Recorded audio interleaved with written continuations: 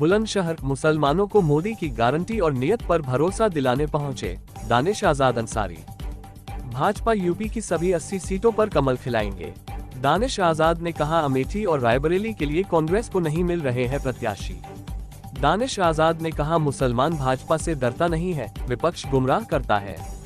अब मुसलमान हर जिले में भाजपा से जुड़ रहा है। मुसलमानों में भाजपा को लेकर असुरक्षा की भावना नहीं है।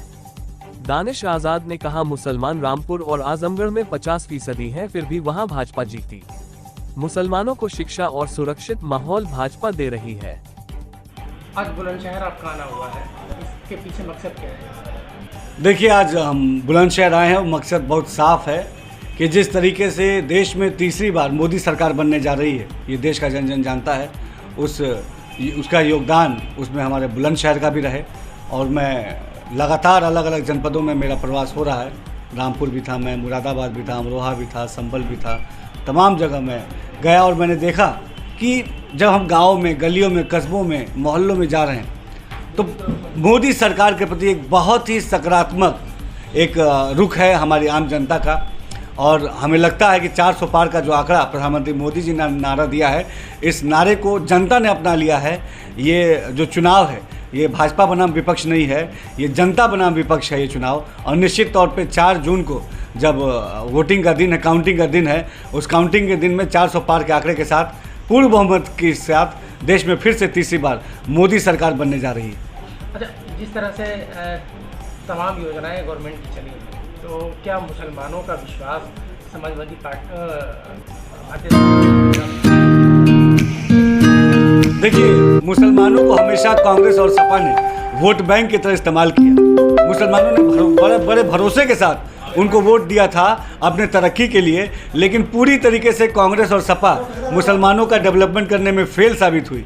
उसके ठीक विपरीत भारतीय जनता पार्टी प्रधानमंत्री मोदी जी के नेतृत्व में हमेशा भारतीय जनता पार्टी ने मुसलमानों के विकास के लिए, उनके तालीम के लिए, उनके तरक्की के लिए, उनके रोज़गार के लिए, उनके बेहतर उद्योग के लिए, उनके जो हमारी महिलाएं हैं, अल्पसंख्यक महिलाएं हैं, उनको समाज की मुख्य धारा से जोड़ने के लिए, इनके स्किल को डेवलप करने के लिए, इन तमाम मुद्दों पर बड़े गंभीरता से हमारी मोदी सरकार ने काम किया है। और हम ये कह सकते हैं कि हमारे ईमानदारी का जो हमारा प्रयास था, ये जो हमारा ईमानदारी भरा प्रयास था, इससे मुसलमानों के अंदर विश्वास जगा है मोदी सरकार के प्रति।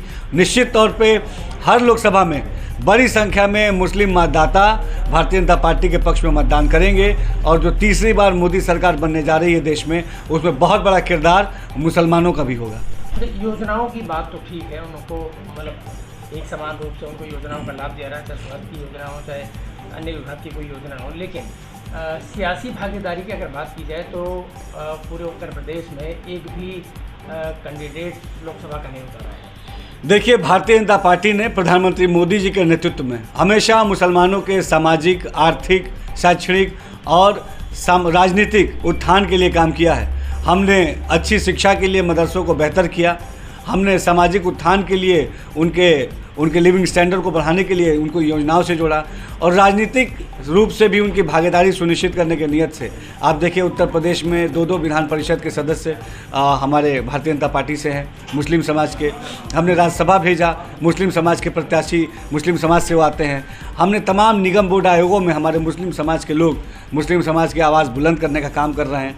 तो आज अगर सही मायनों में देखा जाए तो मुसलमानों के तरक्की के लिए, उनके बेहतर भविष्य के लिए अगर कोई गंभीरता से काम कर रहा है तो हमारी मोदी सरकार कर रही है। और सबसे बड़ी बात है, आम मुसलमान भी इस बात को मानता है, इस बात को स्वीकार करता है। और निश्चित तौर पे आप देखिएगा, अल्पसंख्यक बाहुल्य बूथों पे इस बार बड़ी संख्या में भारतीय जनता पार्टी के प्रति रुझान है और बहुत ज़्यादा वोट अल्पसंख्यक बूथों पे भारतीय जनता पार्टी के पक्ष में पड़ने वाला है। कल अखिलेश यादव यहाँ आए थे, तो पहले चरण के जो मतदान हुआ, उस मतदान को लेकर उन्होंने कहा कि बीजेपी के तमाम बूथ खाली रह गए, इस तरह की उन्होंने बात कही। तो देखिए, ये तो 4 जून को मालूम चलेगा कि किसके बूथ खाली रह गए और किसके पक्ष में जनता ने भर भर के वोट दिए।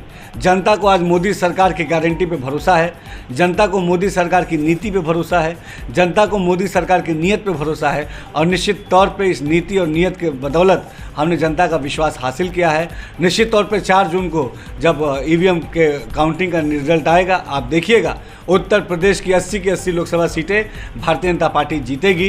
देश में फिर से तीसरी बार जो मोदी सरकार बनने जा रही है उसमें सबसे बड़ा रोल उत्तर प्रदेश की 80 लोकसभा सीटों का होगा और विपक्ष का खाता तक उत्तर प्रदेश में नहीं खुलेगा। अच्छा, माइनॉरिटी के जो मतदाता हैं उनसे अब क्या चुनावी माहौल में क्या अपील करना चाहिए? देखिए, तमाम हमारे अल्पसंख्यक समाज के जो हमारे मुस्लिम भाई हैं उनसे बहुत मेरा साफ दिल से एक मेरी अपील है कि ये वोट तरक्की का है, ये चुनाव तरक्की का है, ये चुनाव विकास का है, ये चुनाव बेहतर तालीम का है, ये चुनाव हमारे अल्पसंख्यक समाज के नौजवानों को समाज के मुख्य धारा से जोड़ने का है। अपने वोट को हमें ज़ाया नहीं होने देना है। देश का जन जन ये जानता है कि तीसरी बार मोदी सरकार बनने जा रही है, उसमें हम मुसलमान भी आगे बढ़ के उसमें सहभागिता करें। जिस तरीके से अभी लोकसभा का उपचुनाव हुआ 2022 में रामपुर और आजमगढ़, जिसको समाजवादी पार्टी अपना गढ़ कहा करती थी, उनके गढ़ पे भी भारतीय जनता पार्टी का जो कमल खिला है, ये अपने आप में बताने के लिए काफ़ी है कि अल्पसंख्यक समाज, मुस्लिम समाज अब भारतीय जनता पार्टी के पक्ष में है, तालीम के पक्ष में है, तरक्की के पक्ष में है, भाईचारे के पक्ष में है, विकास के पक्ष में है। जब मंत्री जी जिस तरीके से अगर डिम्पल और अखिलेश की जाए तो लगता है कि वो अपनी सीट भी बचा पाएंगे? देखिए, मैंने बताया कि समाजवादी पार्टी का कोई भी प्रत्याशी अगर चुनाव लड़ता है तो उसका खाता तक उत्तर प्रदेश में नहीं खुलेगा और उत्तर प्रदेश की 80 की 80 लोकसभा सीटें भारतीय जनता पार्टी के पक्ष में जाएंगी। मैनपुरी हो, कन्नौज हो, आजमगढ़ हो, रामपुर हो, बदायूं हो, पीलीभीत हो, बलिया हो, गाजीपुर हो, मऊ हो, तमाम जगह, हर जगह अगर आप जाएंगे, आप खुद मीडिया के सम्मानित लोग हैं, आप जनता से पूछेंगे तो सब कोई केवल यही नारा दे रहा है कि इस बार 400 पार। अच्छा, पूर्वांचल में जो माफिया हुआ करते थे, माफिया जो खत्म हो गए, क्या उससे सपा को नुकसान हुआ? देखिए, आज जिस तरीके से समाज सकारात्मक रूप से आगे बढ़ रहा है और हमारे उत्तर प्रदेश की योगी सरकार ने हमेशा प्रधानमंत्री मोदी जी के नेतृत्व में अपने समाज को एक भयमुक्त माहौल, एक सुरक्षित माहौल देने का काम किया। 70 से पहले की तस्वीर ज़रूर हमें याद रखनी चाहिए कि किस तरीके से उत्तर प्रदेश में अगर उद्योगपति उद्योग लगाने आते थे तो उनसे रंगदारी मांगी जाती थी। उत्तर प्रदेश पे कोई कल कारखाने लगाने आता था तो किस तरीके से गुंडे माफिया उनको परेशान करते थे, किस तरीके से उत्तर प्रदेश के थानों को गुंडे माफिया संचालित किया करते थे 2017 से पहले। और 2017 के बाद हमने उत्तर प्रदेश को एक सुरक्षित माहौल दिया। आज उत्तर प्रदेश विकास की तरफ आगे बढ़ रहा है। 35 लाख करोड़ से अधिक का ग्लोबल इन्वेस्टर समिट हुआ, जिसमें 35 लाख करोड़ से अधिक का